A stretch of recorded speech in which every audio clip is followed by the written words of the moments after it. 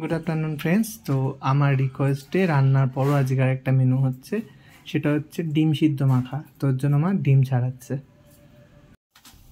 এদিকে পেঁয়াজ কেটে নিচ্ছে ওই ডিম মাখার জন্য, আর বোধহয় শুকনো লঙ্কা ভাজবে। পাতাটাও কেটে নিচ্ছি।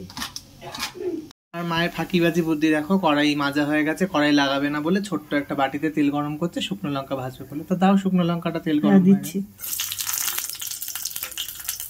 দেখেছো বুদ্ধিটা দারুণ না? তোমরাও কিন্তু এই বুদ্ধিটা কাজে লাগাতে পারো।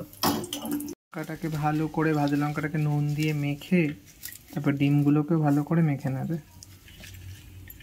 তারপর পেঁয়াজ, ধনেপাতা, লঙ্কা সব একসাথে ভালো করে চটকে মেখে নিচ্ছে।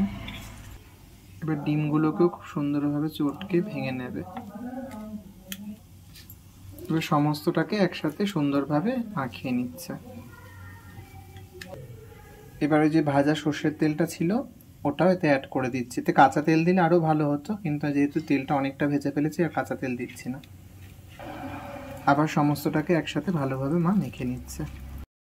হেল্পার শেফ তো ডিম মেখে ফেলেছে, এবার মেন শেফ যেহেতু আমি, তো আমি একটু চেক করে দেখবো নুন ঝাল সব ঠিক আছে কিনা।